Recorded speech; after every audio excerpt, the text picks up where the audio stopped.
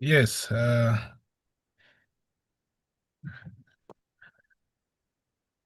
want to welcome everyone.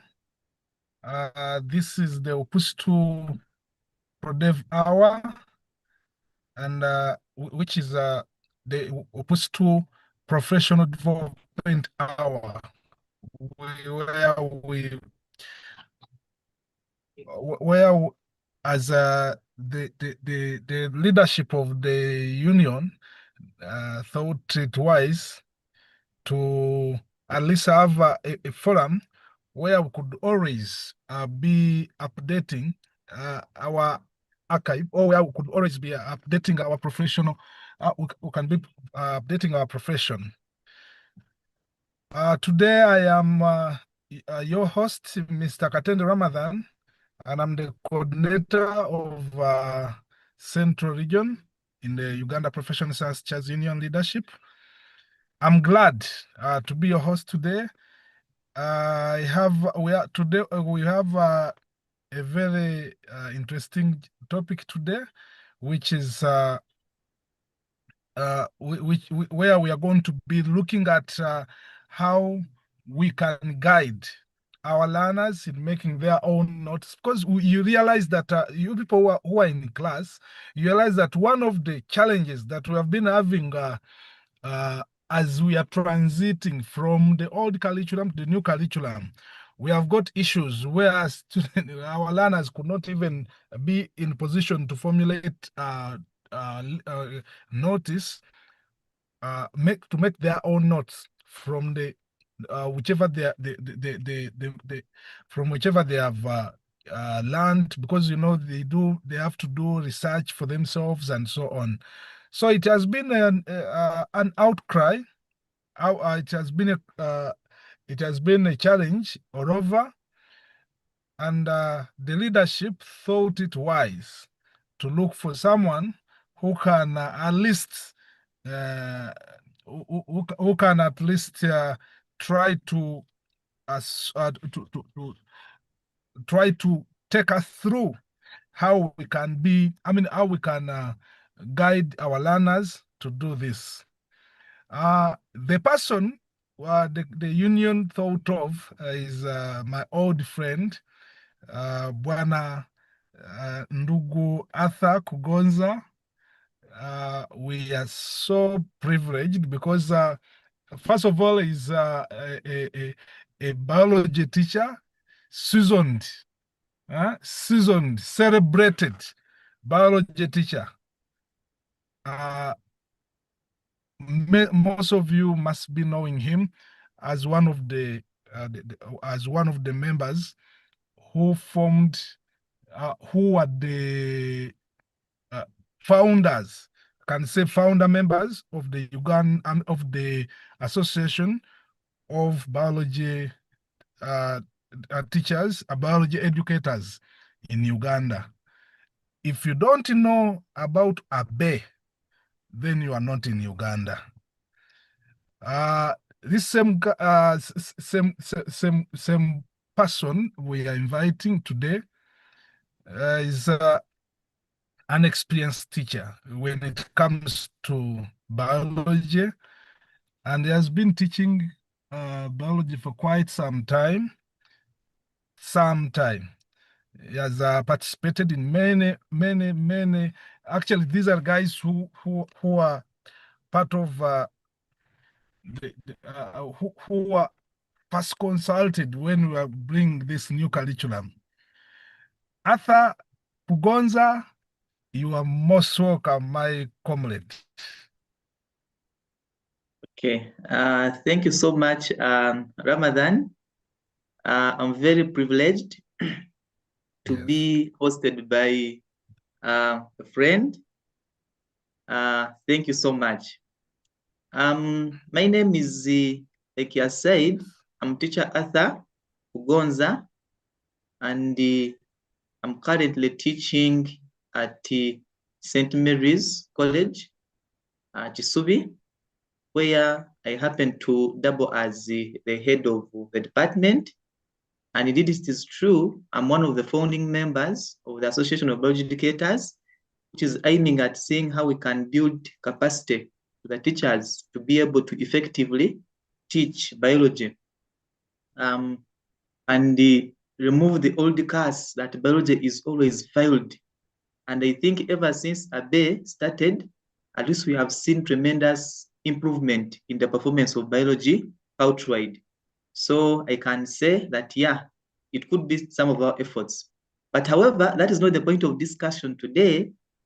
Today, our topic is going to cut across all subjects in O level, to see how can we guide learners to be able to make their own notes. Because I'm into biology, my discussion may now be biased towards biology, but I'm sure even teachers of other subjects can be able to pick something from it. Just to confirm, is my screen coming through? Yes, yes. Okay, so if my screen is coming through, then I'm going to start immediately. So the session today is focusing on guiding learners to make their own notes. So this presentation addresses the challenge that is urgent and timely. I've been moving across schools, and one of the things they always pick interest into is to see how are teachers guiding learners to make notes. And when I always check, I always discover a troubling disconnect. In many schools, you find that the teachers are following the outdated practices of dictating notes verbatim. Others distribute handouts for learners to copy, and others just enter and rely on lecture methods. They stand, talk, or give a lecture, expecting learners to be able to pick whatever they will pick from the teacher's presentation and make their own notes. So to them, it seems that making notes means that let the teacher speak, then the learner picks out what to write and not what to write.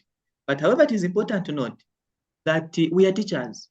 And when you're in front of that classroom, learners need to be told what to write, when to write it, and how to write it. So it is your responsibility as a teacher. But at the same time, we find it interesting that the government provided textbooks to all schools in the country, at least all schools that are registered or that are known as schools.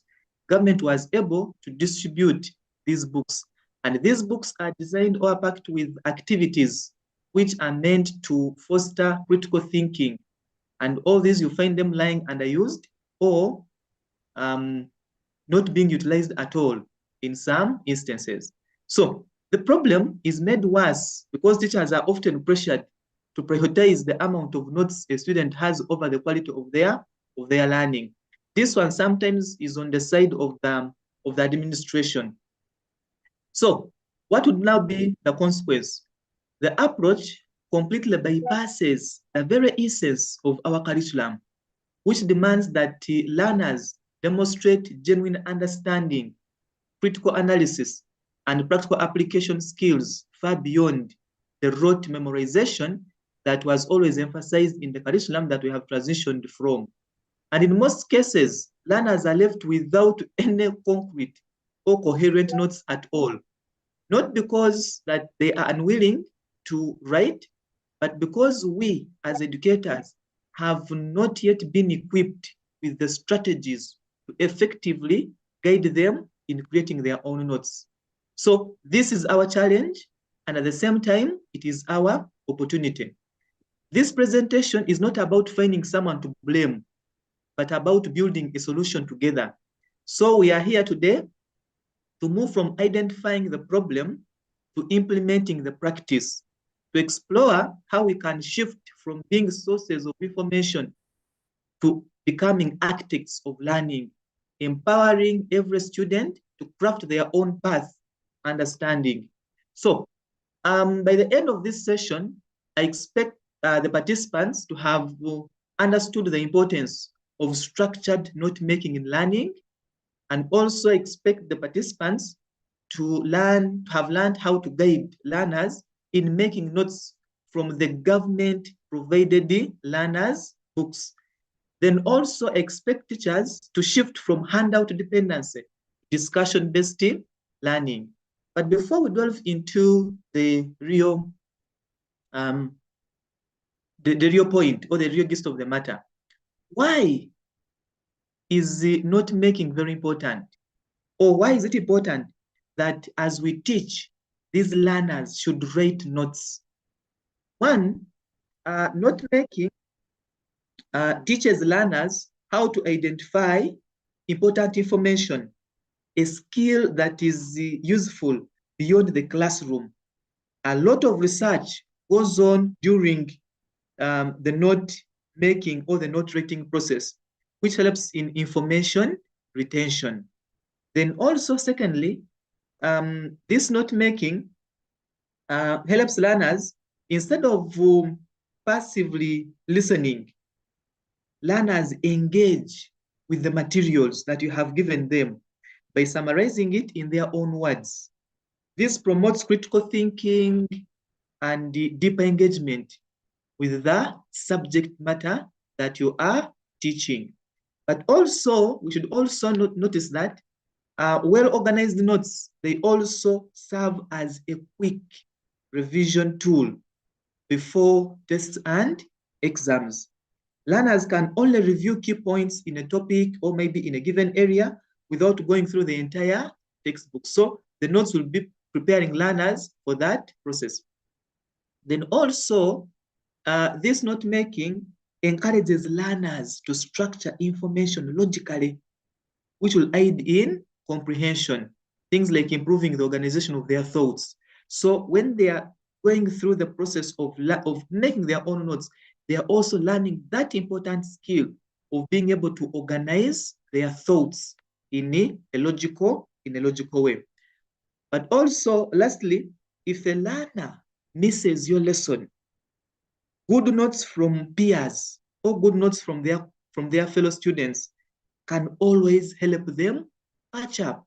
So if a learner maybe has missed a day, if he's able to check in their colleagues' books, he should be able to read through and also catch up. So that is why it is important for learners to always take or make their own notes. So how do we do it in the classroom?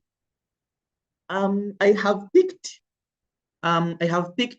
a page, just a random page from one of the government distributed learners books in schools. And for this case, I will use biology as a case study. But however, what I'm going to share can also help a chemistry teacher. It can also help a physics teacher. It can also help a history teacher, because all the books were written using the same format.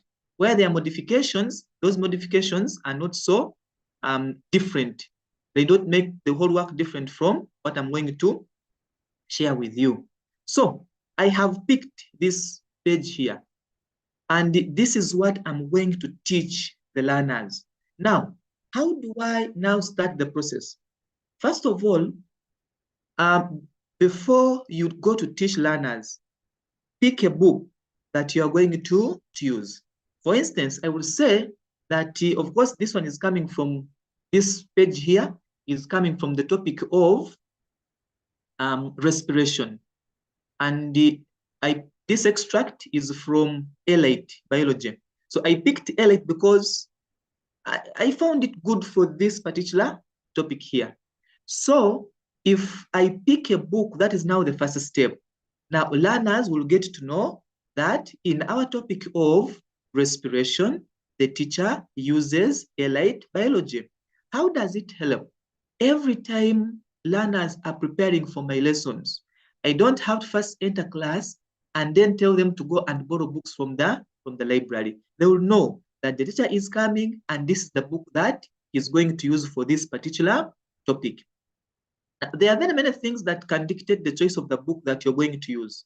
Either you can read it through, you see the kind of activities that are there, whether the things they require are readily available, or maybe are the books enough in the library?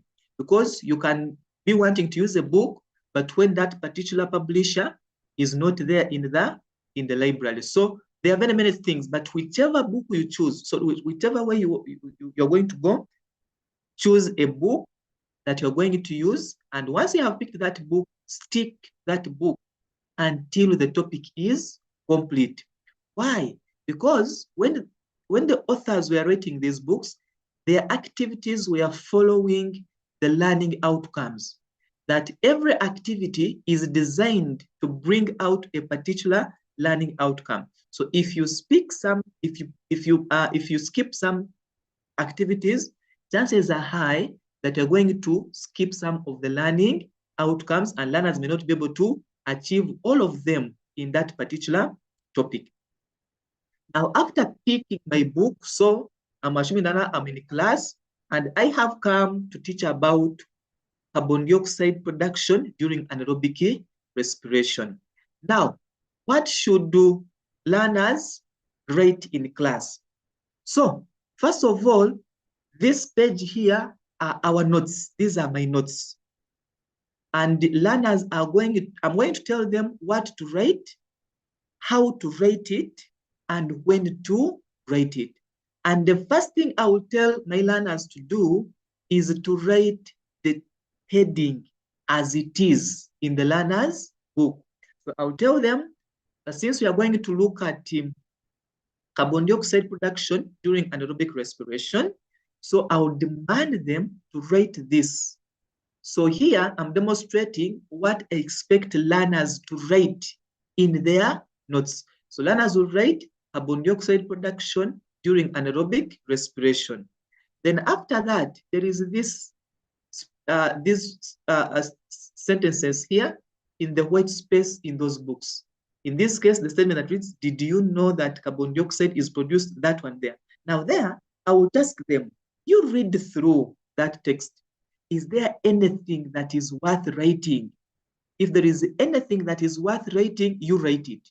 If it isn't there, I will not force them to write this as it is here, because I know it is not very important. So there, I'll leave it up to them. But however, also in this statement here, as I'm guiding them, as I'm introducing this chapter here, now this is when my magic as a teacher comes in.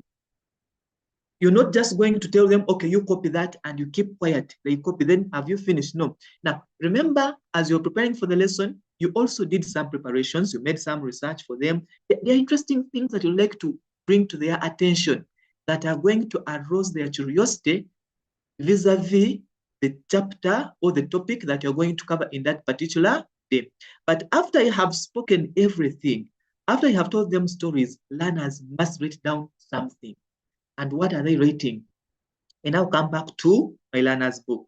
So after the heading, so the learners have written it here, then and now go to the activity. Now, the activity, they always have activity numbers. Like, for example, this is 2.7. Now, the number is not important. Me, what I need, let them write the word activity and then write the name of the activity. And in this case, it is carrying out an experiment to show that carbon dioxide is produced during anaerobic respiration. So I tell them that you write that, and this is how I want it. I can demonstrate on the blackboard. This is how I wanted you to write it. So they write and copy from the textbooks. Then after that, these books here, they have these words. They have key questions. They have things like what you need. Then they have things like what to do. Now, all of these are not important in the learner's notes books. They are not important. Now, what I did, I change the what to do into the word task. So instead of what, so they will skip this key question, what to do. I don't need that one. So they will write task. Now, the task is the what to do in the learner's books.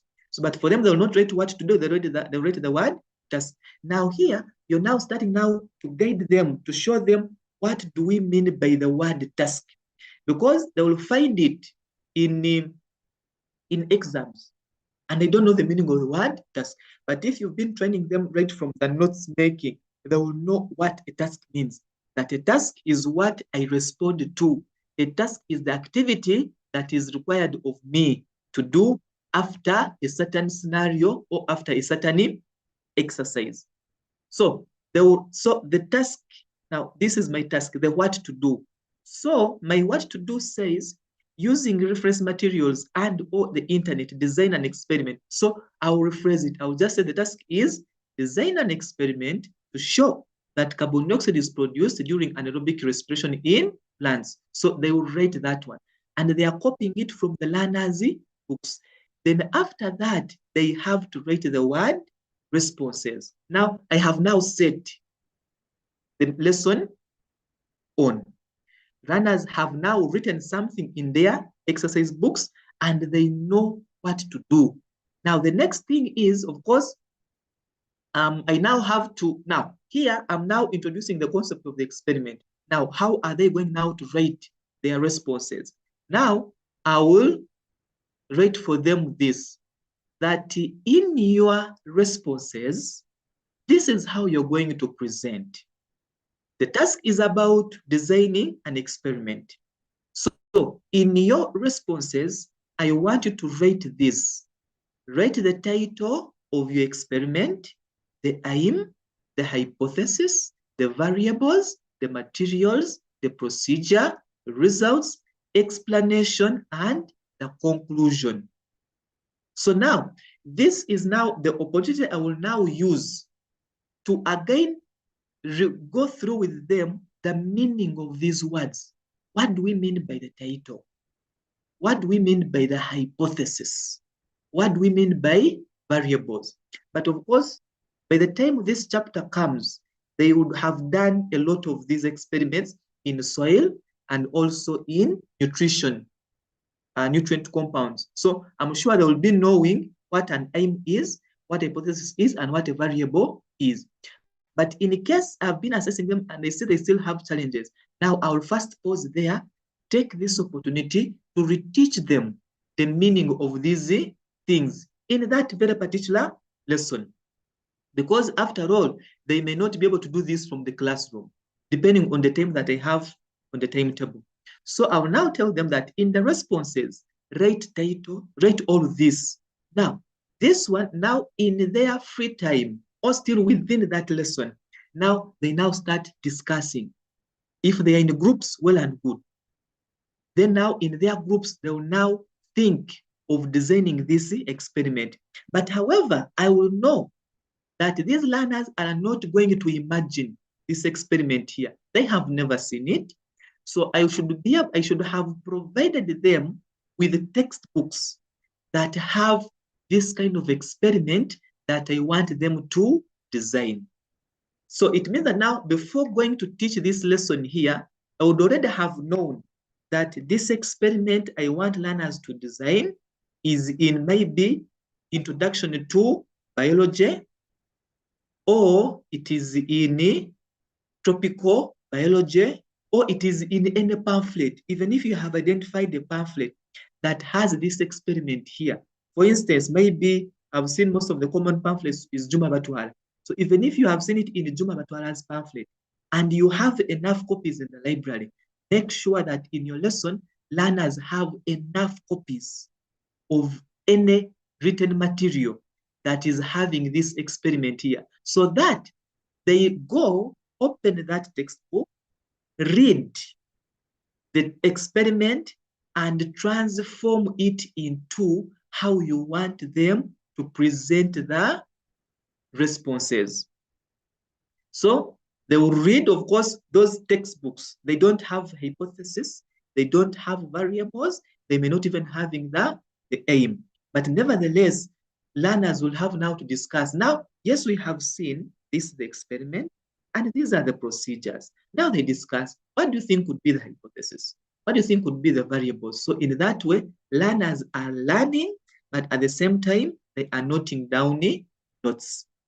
So they will write, copy the procedures from that textbook, whichever, whether a pamphlet or then, of course, time may not allow. them to carry out this experiment here. Now, this one can now be deferred to their free time. You can now say, in your free time, that is, if a school is provided that it has a lab, so in their free time, you'll go, you have now written up to the procedure level. Now, next time, go and carry out this experiment, get results, and explain them, and make a deduction. In our next lesson, I'm going to choose 1 or 2 people to come and present their findings. And indeed, if you tell them like that, they will go, make the research, do the experiment, and write it down. And when in the next lesson, when they come, then you can pick 1 or 2 learners. They come and write.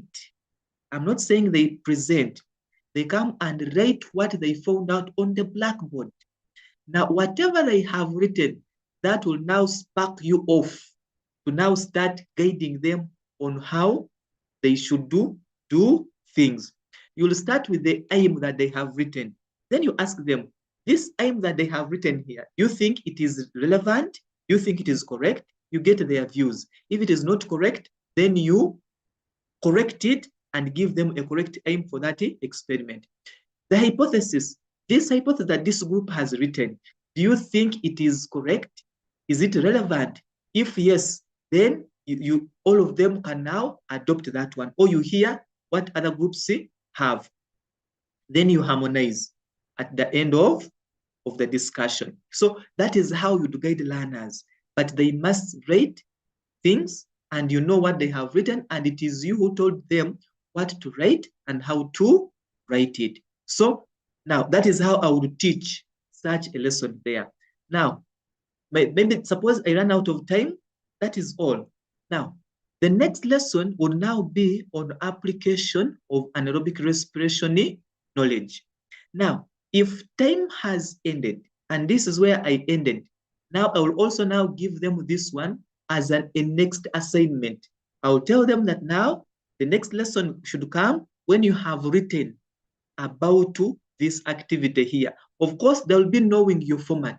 So they'll now go do their work. Then when they come back, you pick 1 or 2 groups, they present, then you base on that one, and now you teach them the real biology that they are missing in their points. So now, how would I now teach the next one? Or how do they write notes on the next one?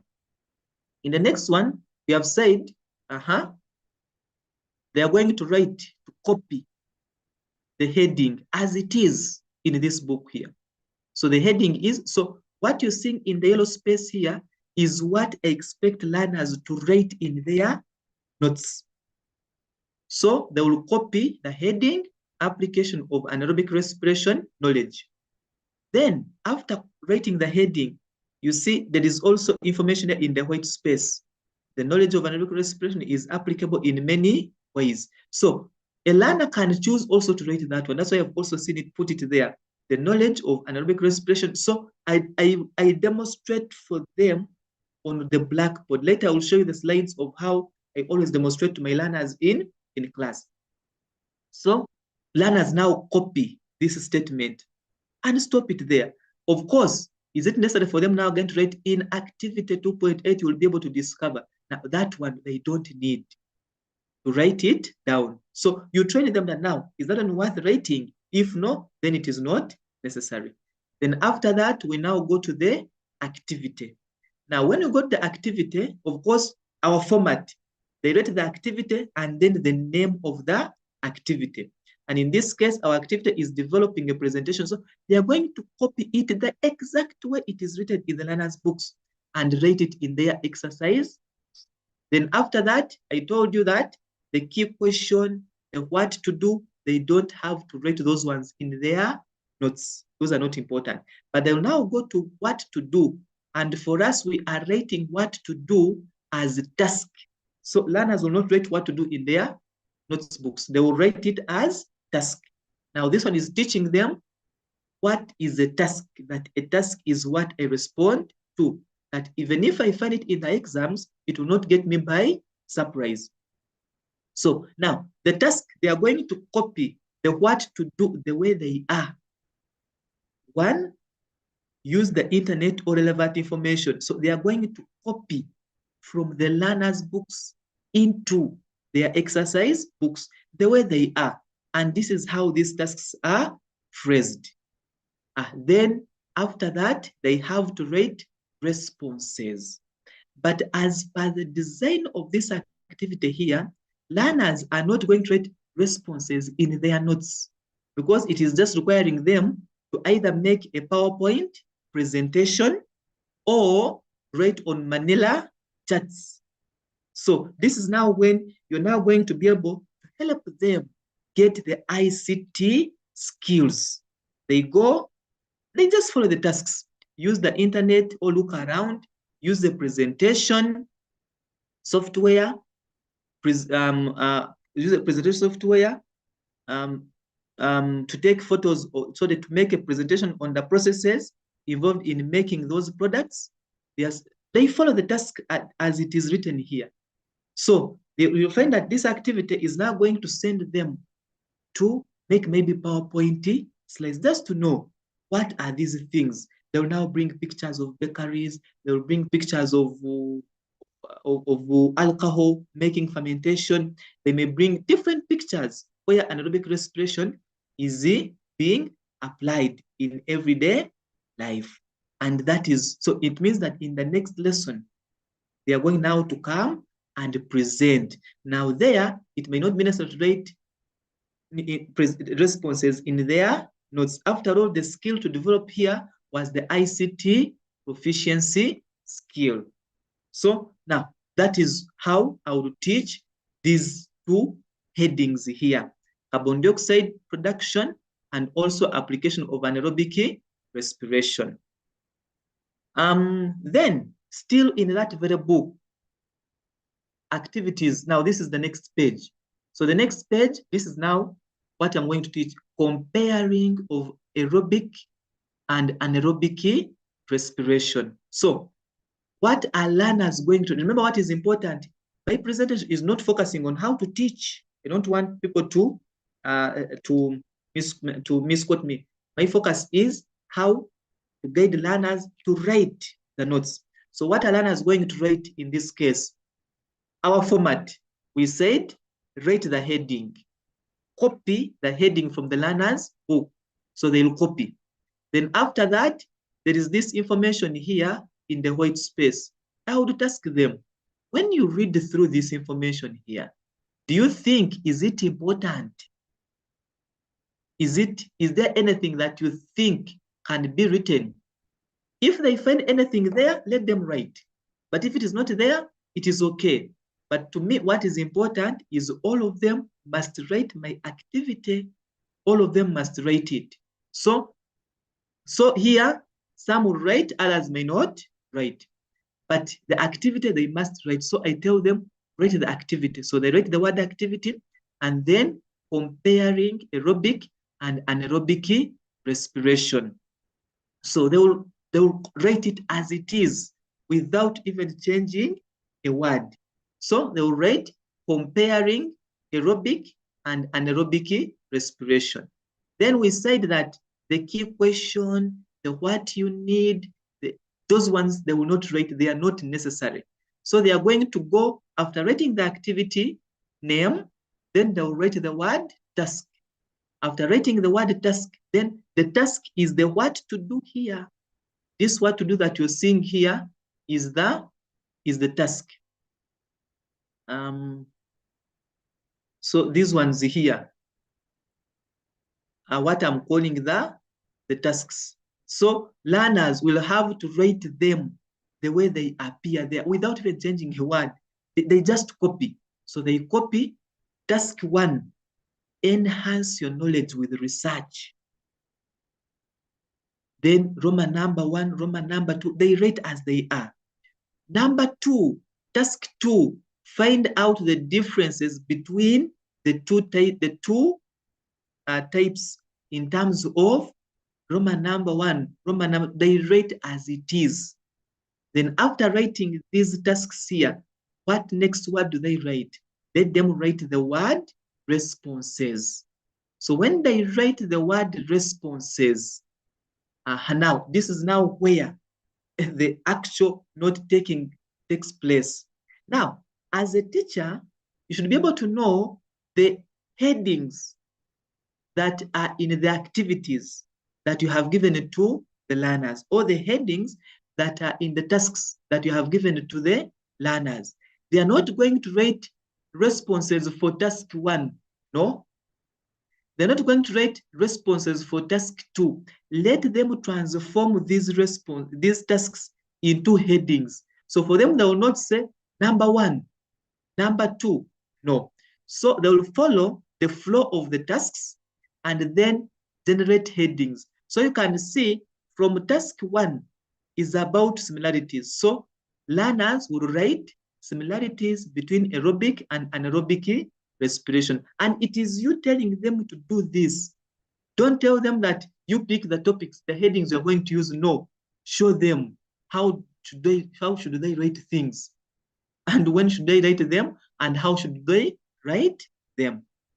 So similarities, they will write this heading here, the way I have demonstrated in this yellow space here. So after writing, then how many similarities are they going to write?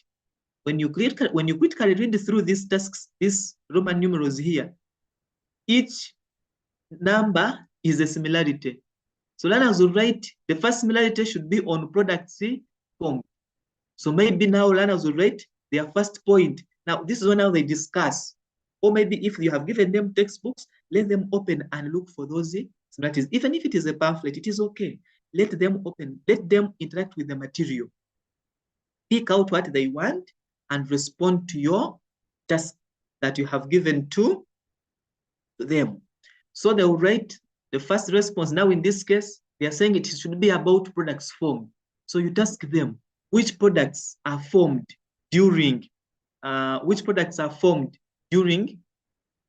these two types of respiration. All of them at least form ATP. So the first similarity is likely to be that in both ATP is generated. Like that. So, but that one is now for them to discuss and get points depending on this.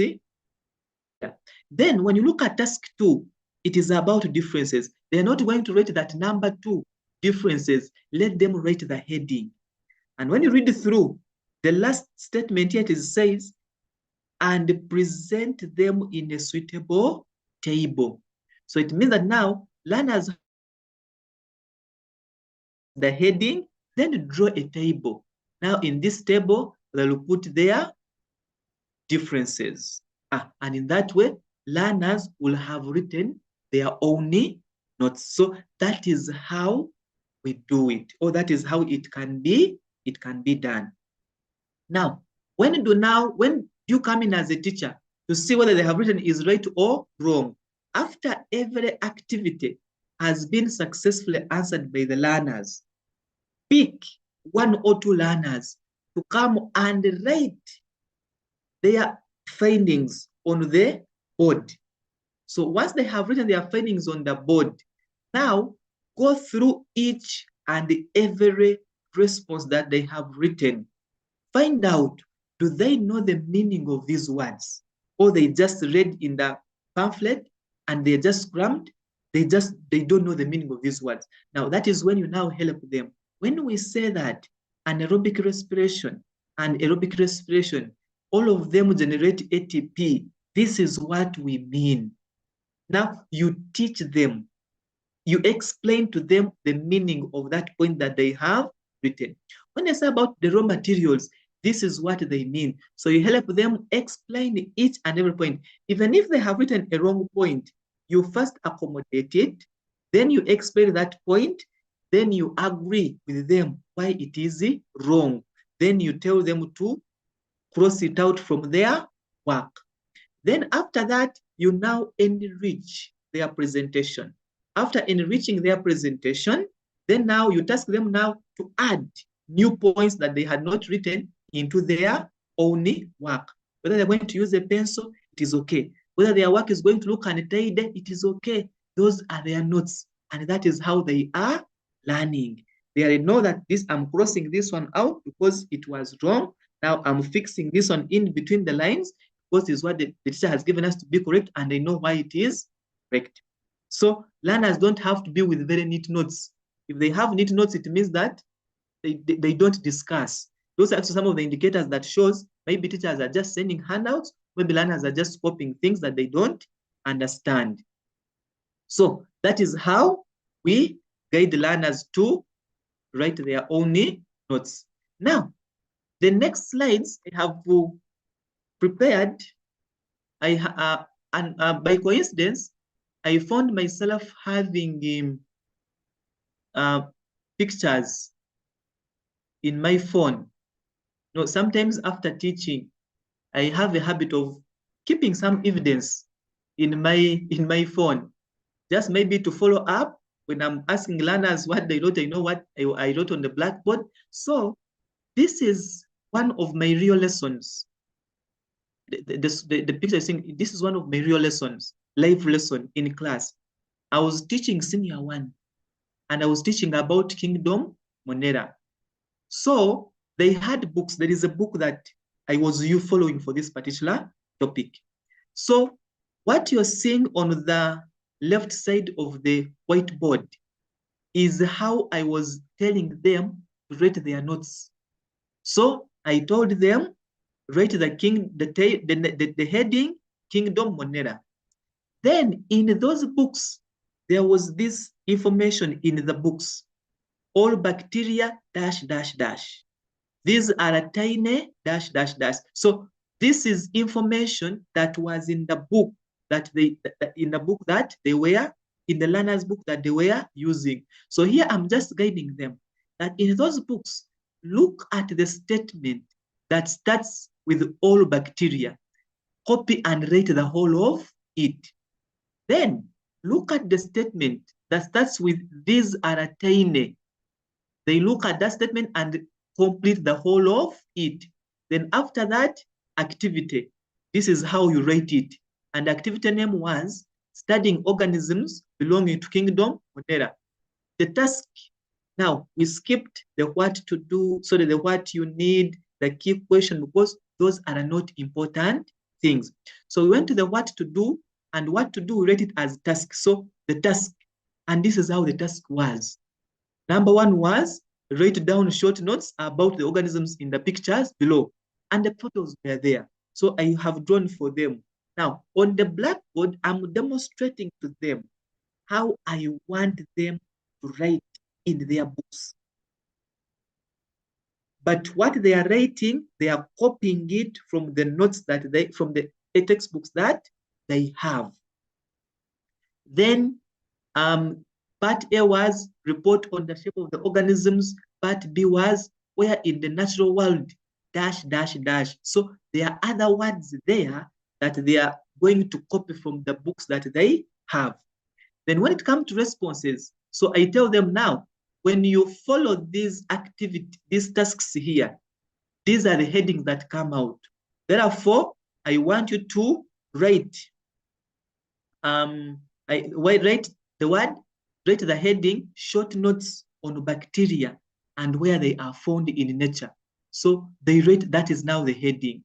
Now what you see as arrows, it means they are now going to discuss and come up with their own content under this heading here. Then after that, economic importance of bacteria. And this was task C. C here was saying research to find out the economic importance of bacteria. So they are transforming this task C into a heading, economic importance of bacteria. But actually, they are not the ones transforming. I'm the one guiding them. That now here, you write the heading, economic importances of bacteria. Then I would also have given them textbooks where I know these importances are. Maybe if it is Juma Matwala's pamphlet, it is okay. If it is, I can even give them biological science of A level, as long as I know that when they open that book, they are looking for economic importance of bacteria. And they do the research. Then after writing, in my very lesson now, I called the first group. The first group came and wrote this. So what you're seeing here, only that it is somehow cut What now? This is group one presenting. So they came and wrote on the whiteboard how they have written their answers. Then another group came, only that it is unfortunate that I did not take the picture of everything. But now, this section here, the first group presented. Then I called the second group. It presented what you're seeing here on this side here of the board. Now, we now started with the whole class. We now started discussing, let us look at what they have written. Group A is saying this. Group B is saying this. Now, I picked the best presentation, and now I enriched it. Then now I told them to add what is missing into their work that they have already written. If it is for the economic importance, we discussed, this group gave 3. Now, I help them understand the meaning of each point, because some of them, when they're making research, they are just opening and reading from the textbooks. They don't even know what these things mean. So when they, after presenting now, guide them through each and every point for them to understand the meaning of what they have written. Now, that is what you call the harmonization. It comes, you build on the learner's point. If a point is wrong, you first discuss to them and you show them how it is wrong. Then you guide them, cross that one out, and then write this one here, like that. Now, then another group now came and also wrote their points.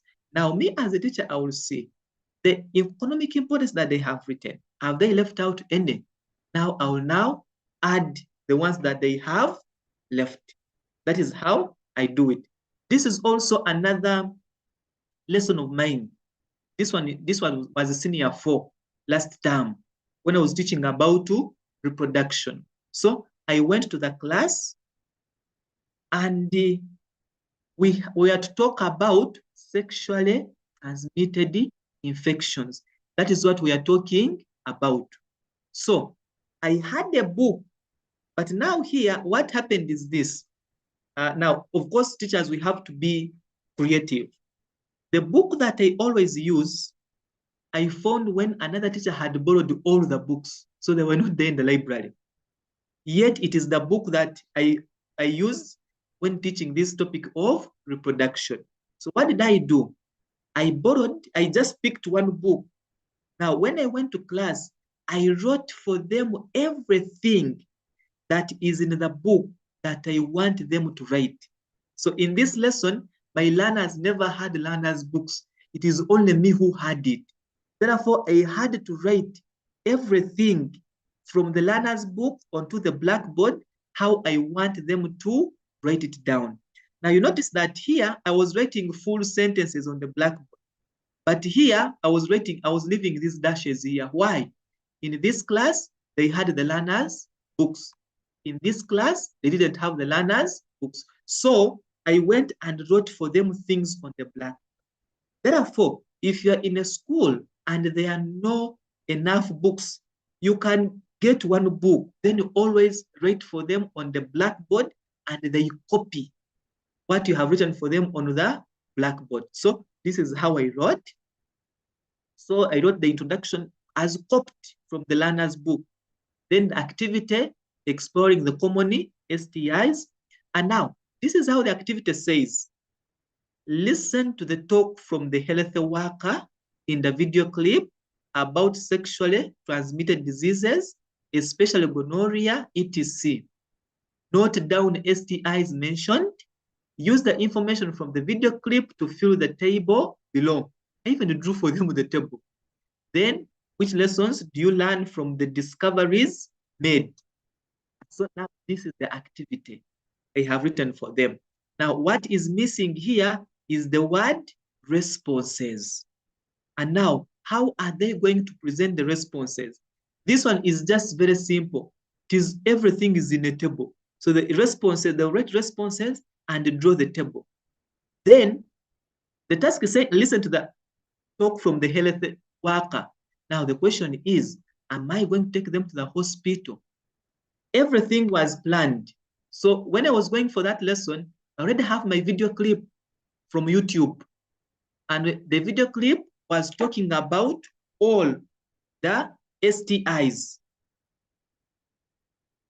Even I had another one where I went on YouTube and I found a health worker talking about these diseases. So when I go to class, I will play for them that video clip. But after they have written this activity here, so it means when they listen to the video clip, they actually know what information they need to pick from the video clip. So I played for them the video clip, they listened. Then after listening, then I say, go back to the activity. Which diseases have they talked about? They rate them. Which symptoms did they talk about?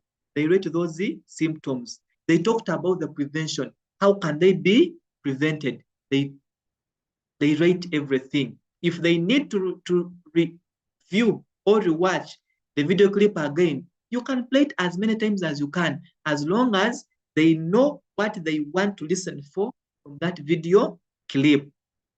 So that is how I do it. So my lesson is successful. Learners have written in their notes. So they have this, and these are their notes. So ideally, when we follow, maybe when we follow what I have shared with you today, realize that there is no longer any need of giving learners handouts. These things of asking for notes on WhatsApp groups can actually even cease. Why? Because you need those notes for what? Learners have activities, and the textbooks are there in the books that they are going to follow. So what are the, so by the way, that is all about how you can get learners in class to take or make their own notes. So what are the takeaways in my presentation? One, notes should be learner generated and not teacher given. For you, what you think are your notes are actually handouts.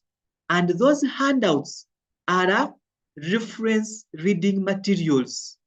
Never confuse your notes for learners' notes. Those are reference reading materials. Maybe if you're asking for notes from the group to print for learners to use as reference reading materials when they are answering activities, that is okay. Then the third thing, stick to the government provided learners' books. The government provided books, stick to those ones. Actually, for me, if I don't have that book, I cannot teach in class. What am I going to teach? I don't have activities in my head. I don't have them. Those activities that they are supposed to do are in those books. Therefore, get the books, stick to them, and follow them religiously, unless otherwise. Now, unless otherwise here, I put there because of politics. People can say, how can I follow a book religiously? What if the activities are not good and I have my own activities? Let us not pretend. Those books were peer reviewed. Those activities are actually very correct, 100%. They were peer reviewed. But if you think you have a better activity that can help you teach a particular concept, then please, if you write that activity, have your colleagues to review it, critique it, and let it pass through their hands. And if they tell you that the activity is okay, then go and give it in class. But otherwise, if you sit down, develop your own activity, that activity might be wrong. Unless it is peer reviewed, you can be confident that your activity is okay. And for me, I have confidence in those books that those activities are correct because they were peer reviewed. Then another takeaway, make sure you prepare adequately and provide the necessary materials learners will need during the lesson. Like for example, I've showed you here. In this lesson, before going to it, I knew I would need a video clip talking about something very interesting. I knew it. Therefore, when I was going to give them this activity, I already had my video clip ready with me.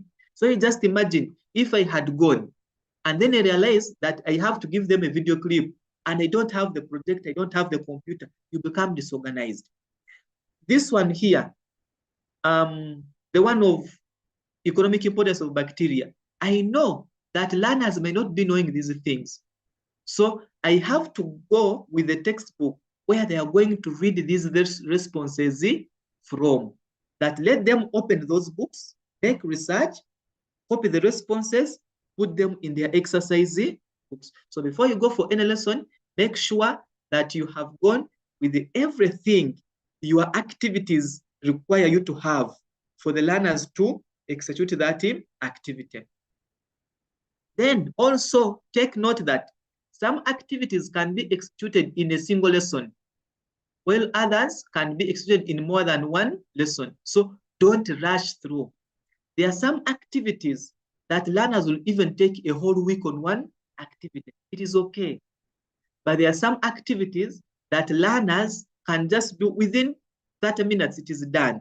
So if that one happens, then let them finish that activity, then you go to another activity. But don't assume that every lesson an activity must end. Some activities are very long. So for you, guide them until when the time ends, pause from there. If it requires further research, then you send them to go and make research and come when they have finished.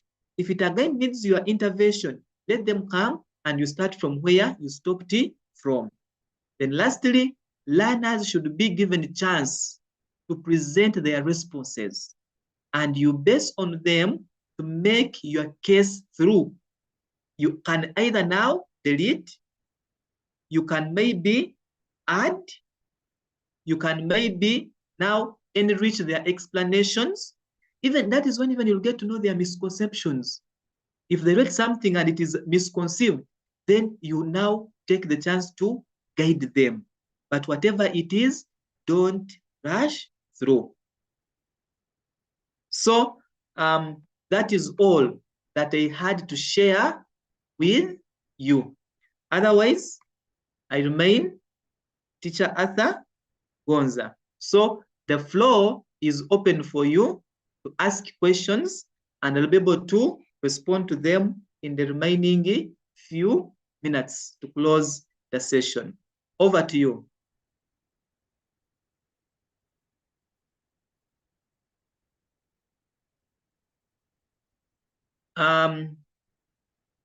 Mr. Katenda, are you there?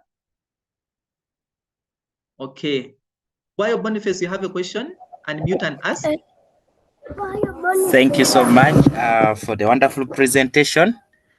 Actually, my question is about the schools from the villages, actually, where there is no power, where there is no computers, and where there are very few textbooks. I don't know how we can handle that. Okay. Thank you so much, Boniface. I've heard your question. You're saying, what about schools that do not have computers, that do not have power? Now, as a teacher, you have to be very creative and innovative. If there is no computer, if there is no power, then you now become everything. For example, if it is now this one here, the task is saying, listen to a video clip. Now for you, you'll go and gather all the information. Then you come and teach them. You teach them, these are the STIs. So you first write for them this activity, then you teach them, because you'll now be the textbook. These are the STIs, you discuss with them, they write, then you discuss with them the symptoms. Of course, you start from what they know. They will be knowing some STIs. So if they say it is gonorrhea, then they rate that one. Then what are the symptoms? You discuss with them. You rate the symptoms. How can it be prevented? You become creative. Then for an activity like this one here, I don't need any computer thing. This activity here, I don't need any computer. So where there are no computers, where there is no power, then you have to improvise and become everything. If there is something that you think needs a video clip, then get to know which information would they have picked from the video clip, then you give that information to them. I don't think that there is any school in the country which doesn't have access to these books here. If it is there, then you as a teacher, you can't fail to access at least a copy for you to guide your learners. It is impossible. So you as a teacher, get a book. When you go to the learners, write for them on the blackboard. Like I taught this lesson here, after writing everything on there, on the blackboard. Yes, Maurice?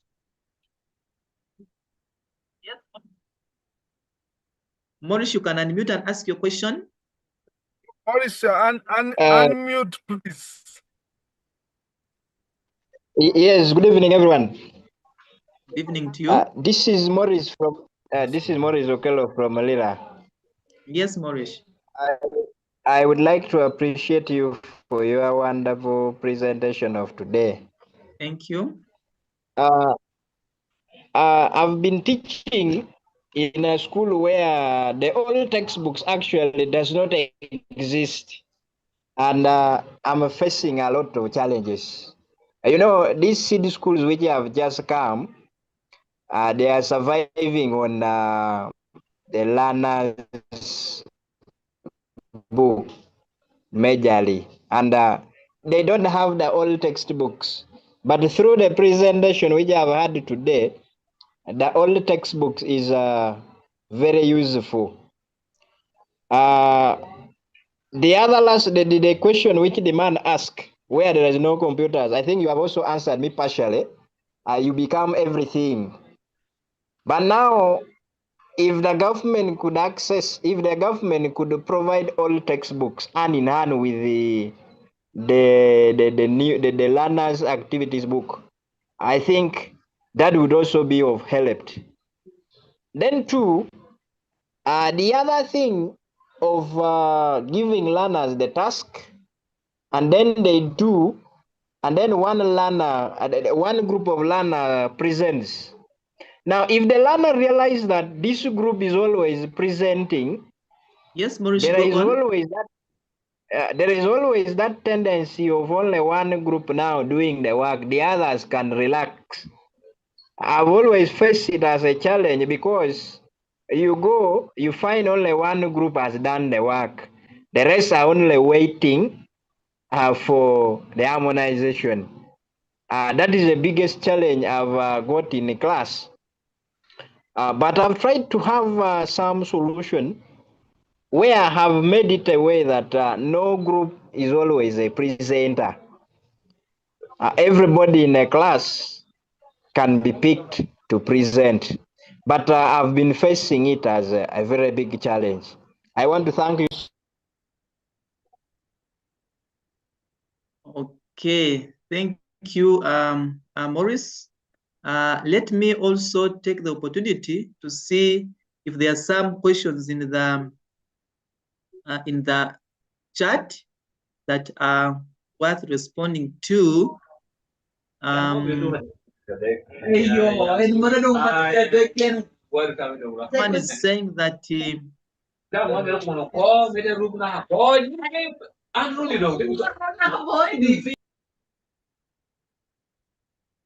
okay, thank you for that. So in the chat, someone is saying, please define for first timers meaning of a variable and a hypothesis at lower class level. Now, today's presentation only focused on how to guide learners to make notes. These ones maybe can be a lesson 4 is another session, but we may not be able, the time cannot be enough for us to go through that. Then someone is saying the problem is that much that time is spent and you may not be able to cover the syllabus. Yes, it is true, the syllabus may not be covered in time, and partly it is the schools to blame. The time that is ought to be used to cover syllabus is always spent on doing exams. So the exams end up eating into the time for syllabus coverage. Yet in this new curriculum, learners learn nothing from doing exams. They don't learn anything from there. The learning is what goes on in the class when they're interacting with the teachers. So yes, that is a challenge, but as a teacher, you try to do your level best, but don't compromise on the quality of teaching. If those learners fail to understand some concept, recovering is very hard. Okay. So I'm just reading through to see if there are questions here. All what teacher is explaining only work in schools where resources are available. It's likely to give positive results. By the way, even where resources are not available, this is the best way to go, because nevertheless, learners have to write down something.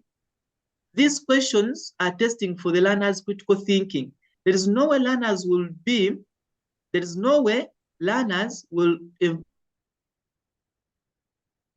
involved in which it will be able to answer these scenarios of ours without being taught like this. There is no way. Even if the resources are not there, you, the teacher, get your book and follow that book religiously. Get your book and follow the book religiously. And in the villages, things are even richer. When it comes to some of these things, you take them to outside. The environment is always very, very rich. If it actually even requires taking a class to a nearby health center, and you get one nurse to come and explain to them, it can work. So yes, resources can be challenging, but the teaching shouldn't be compromised.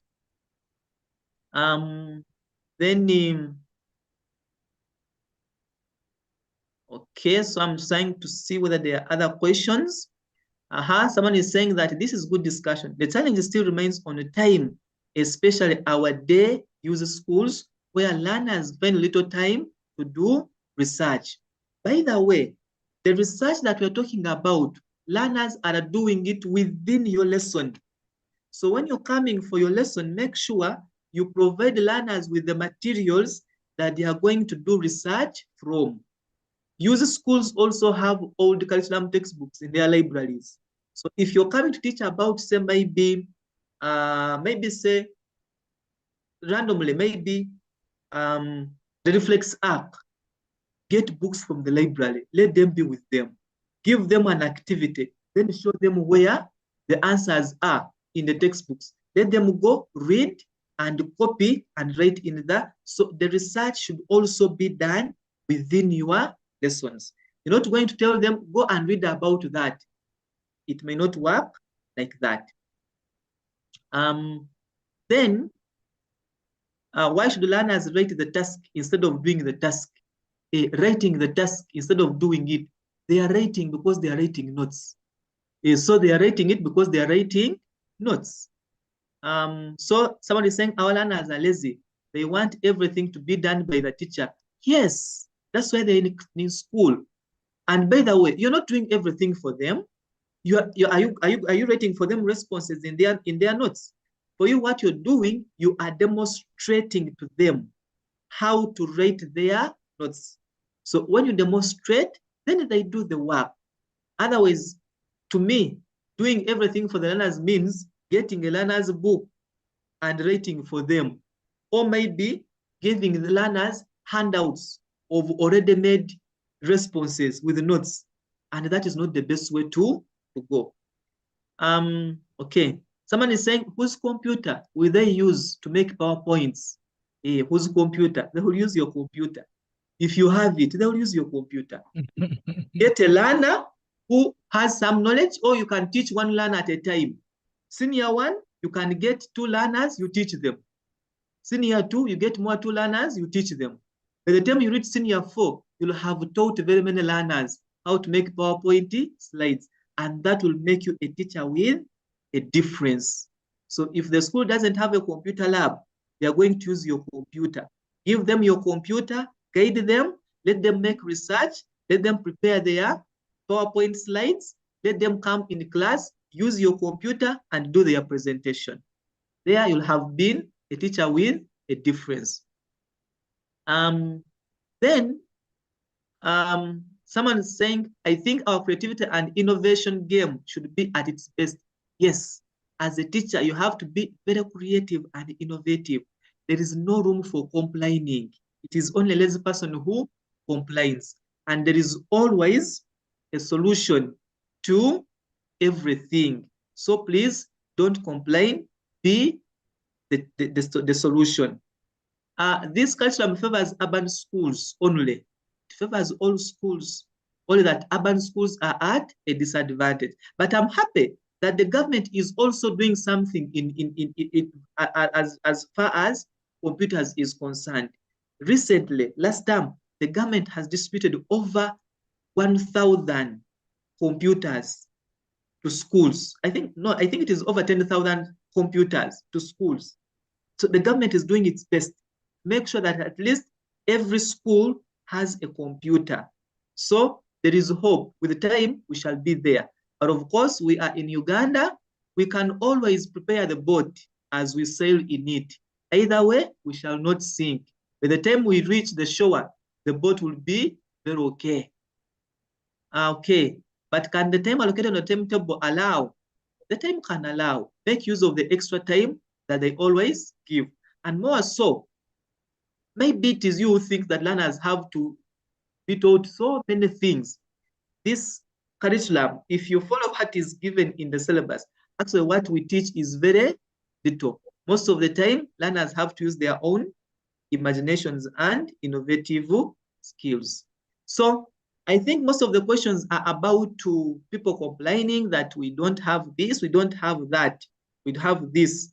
So we shouldn't complain. Any challenge is actually an opportunity for us to showcase our creativity.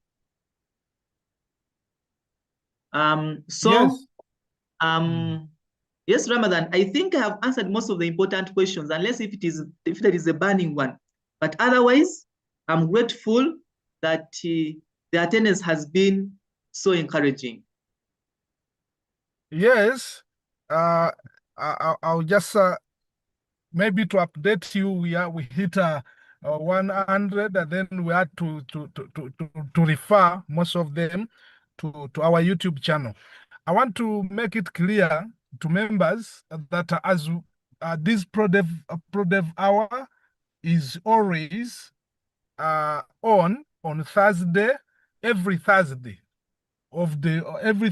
from 8 to 9, and we after every program is all the programs are recorded automatically and posted on our YouTube channel of the Uganda Professional Science Teachers Union. That is UPSTU YouTube channel. It's also posted. You can also follow us on Twitter. You'll still find the updates always. Also on our website. Our website is www.upustu.org. So you'll find that. The YouTube channel, you'll find Uganda Professional Science Teachers Union. That is a YouTube channel. You also find it on our X. So these programs are always there. People were asking. I don't know. I think we had people who had just joined us this today. We always have these programs. This is the professional development hour. We saw it as the leadership of the union that it is prudent for the union to at least get something and to have an initiative where these teachers ourselves, because within us we have people who are like Arthur. Today I'm very happy. Everyone is appreciating. We shall have Arthur again. I know this is a member of us. He's our own, so we shall have him back anytime. We shall have to announce. But this we normally put this on our platforms wherever there is. We normally put advertise, post the people who are going to be on the next who are going to be our next speakers. Please, Arthur, we are so grateful. You have really touched Actually, I was also in class because I also have the same. I was also finding that an issue with my students. So please, this is supposed to be a 1 hour session. Today, because of the number, we were forced to leave, at least to answer most of the questions that you people posted. And we could not stop our speaker because he had he accepted to answer most of the questions. Many of the questions, let them keep coming. We shall keep reading them, and then as we read those questions, we shall also get the idea of who to bring back. As I've told you, Arthur, we shall bring him back. Not only this topic, but I know him as one person who has actually, Arthur taught new curriculum before it was even introduced, if you remember very well. He used to be teaching in the new curriculum way, even before it was introduced. So when this came, it was a walkover for such people. So let's have, we are very grateful, brother. On behalf of the Uganda Professional Science Teachers Union leadership, we are so grateful to have given us this time. Till next time, we just have to sign out and we say goodbye and good night.